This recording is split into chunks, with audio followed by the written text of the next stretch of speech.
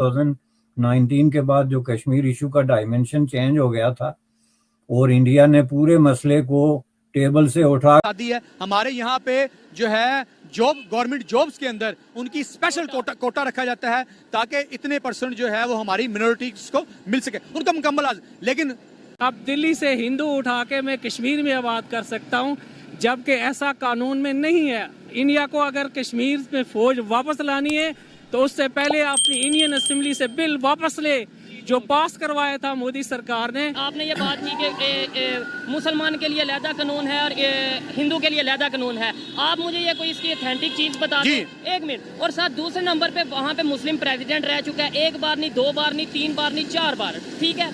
यहाँ पे तो हमने प्रॉपर, ये आपको भी पता है मुझे भी पता है कि कानून बता दिया है कि कोई नॉन मुस्लिम ना तो प्रेसिडेंट बन सकता है ना प्राइम मिनिस्टर। इसका मतलब इंडिया का मुझे पता नहीं कि वहाँ पे हिंदुओं के लिए और मुसलमानों के लिए अलहदा कानून है या नहीं। पाकिस्तान का कंफर्म है कि यहाँ पे हिंदू मुसलमान के लिए अलहदा कानून है। आप क्या कहना चाहेंगे? सबसे पहले मैं बात बताना चाहूँ, वहाँ पे एक लॉ है ज़िबा गाँव का, ठीक है, वो गाय को अपनी, आप अब बात दूसरी तरफ लेके जा रहे हैं। इस चीज की मैं लॉ बता रहा हूँ। वकील हैं और मुझसे, मैं भी वैसे लॉ कर रहा हूँ, लेकिन आप जितना नॉलेज मेरे पास डेफिनेटली नहीं होगा। मुझे ये बताएं कि कागज कानून जो है वो पेपर मानता है या कानून सुनी सुनाई या बोली हुई बात मानता है? इतना कानून सुनी सुनाई बात पे अमल नहीं करता, रिटर्न तहरीरी सबूत चाहता है कानून। राजा हरि सिंह जो कि कश्मीर के उस टाइम राजा थे, जो उस टाइम थे, ठीक है, उन्होंने साइन किया था कि हम इंडिया के साथ अलहाक कर रहे हैं या इंडिया के साथ। कोई साइन नहीं किया, ये मन गढ़ंत किस्सा है। अगर साइन किया होता तो उसका सबूत लाता इंडिया। ये मतलब इंडियन स्टांस ये जो गलत है, स्टांस गलत है। ठीक है, आपने बोला 7-8 लाख के करीब आर्मी जो सी है इंडिया की वो जम्मू एंड कश्मीर में। आप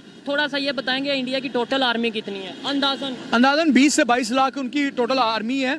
पाकिस्तान की 14 लाख है, उनकी 20 से 22 लाख इस वक्त जो है वो आर्मी है। पाकिस्तान की मेरे जो नॉलेज है, मैं रॉन्ग हूँ, आप ठीक हो, लेकिन मेरे नॉलेज के मुताबिक तकरीबन 8, 8.5, 9 लाख है और इंडिया की तकरीबन 13-14 राउंड अबाउट आर्मी है।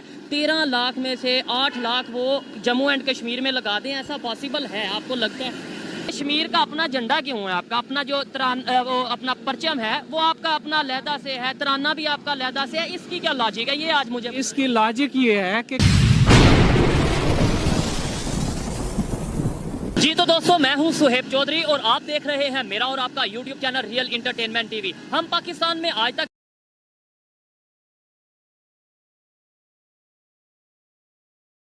नहीं था। आप एक जालसाजी को जो है वो तहरीक आज़ादी जैसा मुकद्दस नाम दे के तो लोगों को जो है खून बहाने पे या अपनी कुर्बानी देने पे वो नहीं कर सकते। तो with the passage of time जो है वो इंडिया ये बात समझ गया और इंडिया बहुत पहले से ये बात समझता था कि ये हो क्या रहा है। लेकिन वहां पे चूंकि कांग्रेस की हुकूमत जो थी उनका बिल्कुल एक डिफरेंट किस्म का एटीट्यूड था पाकिस्तान की तरफ जिसको आप बहुत ज्यादा फ्रेंडली या किसी न किसी तरीके से बहुत ज्यादा टॉलरेटिंग किस्म का एटीट्यूड कह सकते हैं। लेकिन जब बीजेपी की हुकूमत आई और मोदी साहब की क़यादत में जब ये मामला उनके हाथ में गया तो उन्होंने कहा कि ये तो मजाक है भाई, ये हो क्या रहा है।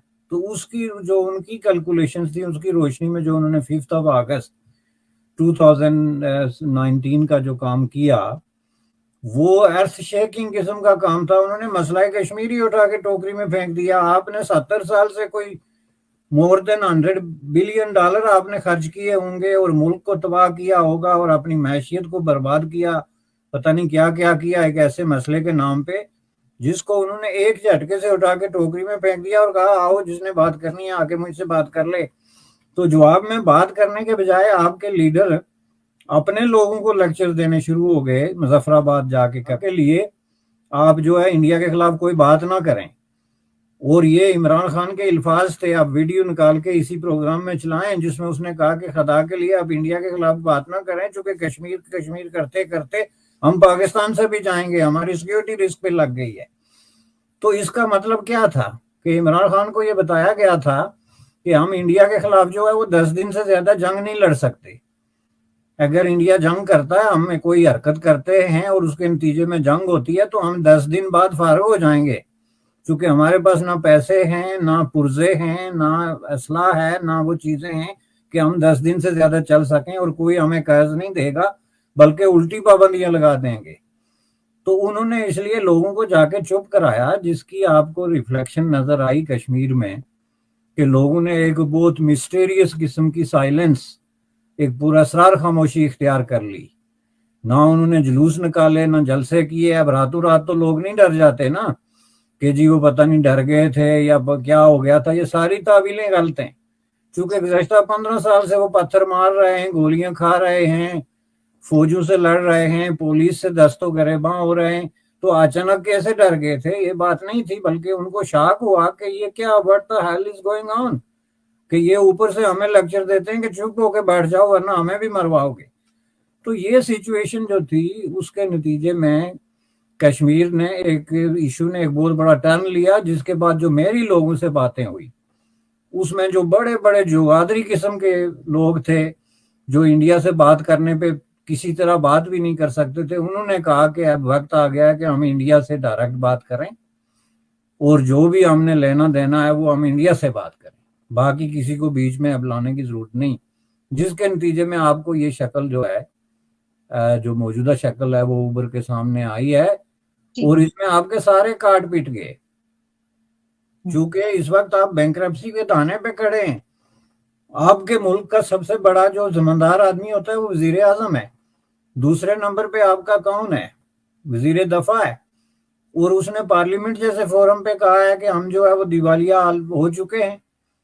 اب ظاہر ہے کہ یہ ایک بہت بڑی دیانتدارانہ سٹیٹمنٹ ہے، چونکہ اپنی قوم کو مس گائیڈ کرنا یا مس ریپرزینٹ کرنا بھی تو لیڈر کا کام نہیں ہے نا، ان کو بھی کہیں نہ کہیں سچ بولنا پڑتا ہے. تو ایک ایسا ملک جو دیوالیہ ہو چکا ہے وہ نہ